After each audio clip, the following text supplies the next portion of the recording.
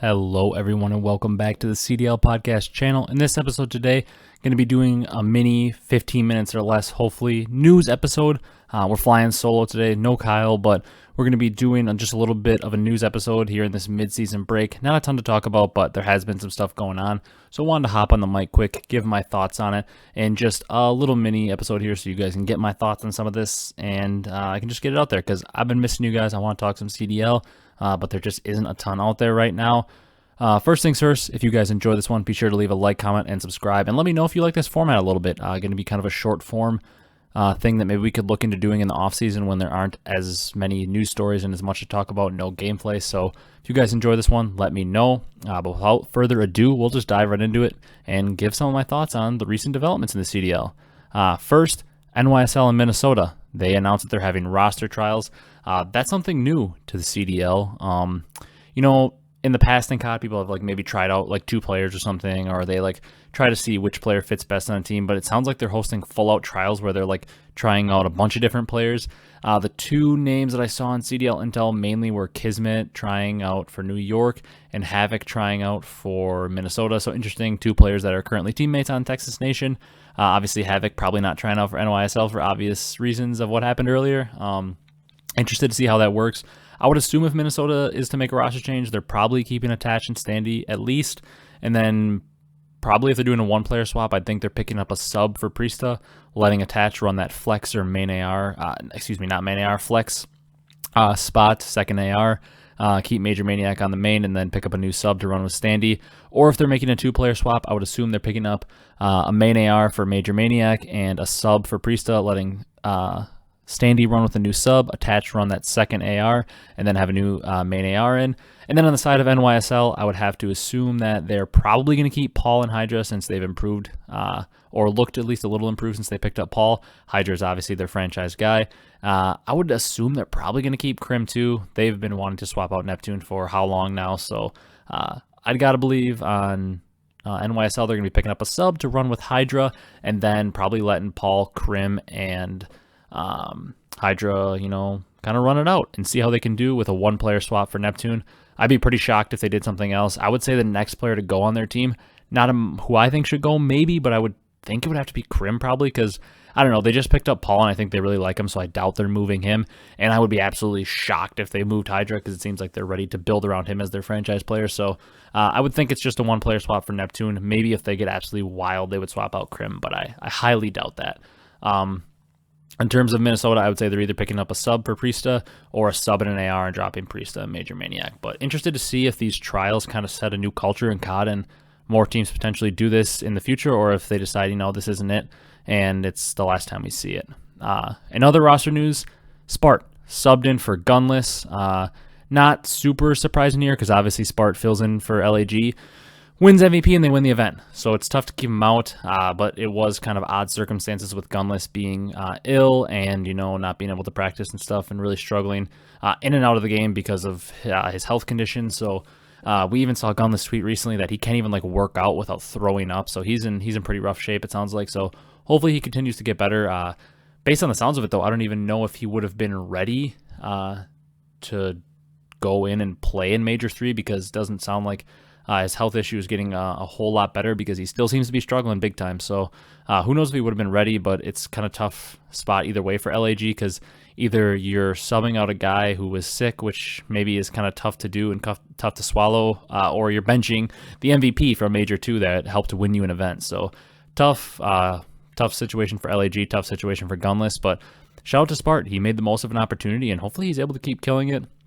You guys know I really like Pierce, I really like Gunless, so hopefully he's healthy soon, and hopefully he continues to get better, and we see him back either on the LAG roster if this doesn't work out, or maybe on another team. Can't really see him going to either of the teams that are running trials, though, because on the side of Minnesota, it seems like they really want Attach to play that flex role that Gunless would try to play, and then on the side of New York, seems like they really want Paul in that flex role, where you'd assume Gunless would also play, so seems like those teams are both pretty set at flex and don't really have much of a need for Gunless, so I would have to assume if he comes back this year and comes back healthy, he would either be back on LAG if maybe things didn't work out, or on another team if they were looking for a flex. So hopefully we see him back in the league because obviously we know his level of talent. He definitely deserves to be in the league. But right now, Doesn't sound like he's healthy yet. So, like I said, hopefully he's healthy soon and we see him back soon. Another kind of not really roster change, but role swaps. 2 teams with role swaps that we know of right now. Kenny and Draza swapping. Everybody's wanted Kenny on the sub for how long now? So very excited to see how that plays out. And I've also always thought that Draza does make more sense as a flex and is probably a better flex than he is a sub. So I'm very excited to see this. Hopefully this helps Octane improve as well, because he's been kind of subpar, especially compared to what his standards are. And Envoy's actually been very good all year.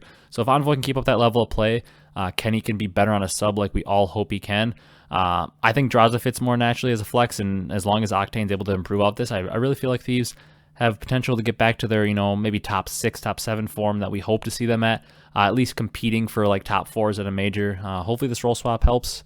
I think it will, but it'll be fun to see it play out.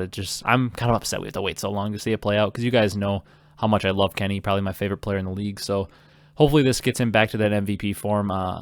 And I know they had said like Kenny and Octane are their number 1, 2 communicators in the team. So kind of having one on the sub who's more in the front lines, and then Octane in the back lines of the AR maybe will help their communication. So hopefully that is true.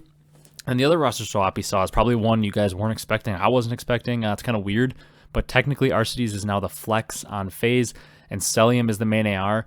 Honestly, don't know how much of an impact this has on the team in terms of like how different they play, because like even currently right now, like especially on Berlin, we see Arcitys carry the bomb a lot and run a sub and like get up there and plant pretty quick. So like he's almost playing like a flex role already, because he's running a sub a lot in search and destroy and carrying the bomb. So that's not very much like a main AR you would normally see. I guess it doesn't really affect them probably much on bow cage either, besides maybe the positions they play, because they already basically run 2 ARs all the time on bow cage. They were like the first team to really implement that, and they kind of changed the meta with Cellium and Arcitys both running ARs.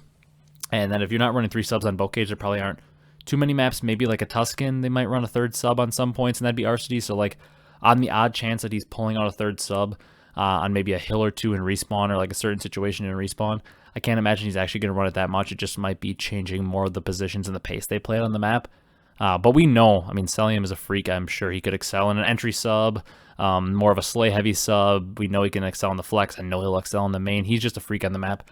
He would excel in any role he's put in, so not going to be shocking to watch him probably flourish as a main AR. Arcitys at the same time, some of you might be saying, well, how is he going to be a flex? Well, in the past, Arcitys really pre-Black Ops 4 on E United, he ran the flex a lot when he had Clay on his team.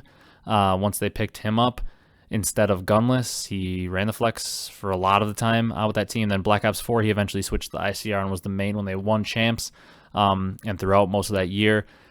And then obviously he switched back to a flex when he was on Huntsman. Formal was the main AR for most of that year. I think they tried like a mini roster swap somewhere, but they got worse, so they moved Formal back to main and Arcitys back to flex. But we know Arcitys can be a flex, and in this game you don't really swap that much. It's mostly a second AR, so kind of interesting to see how that plays out. I think FaZe is still probably going to be a pretty dominant team that is going to be right around the grand finals at all times this year. Last thing to talk about, actually we got 2 things left. Berlin Control. Apparently being tested out. Shotzi and the man we were just talking about, Arcitys, have apparently said it's pretty good.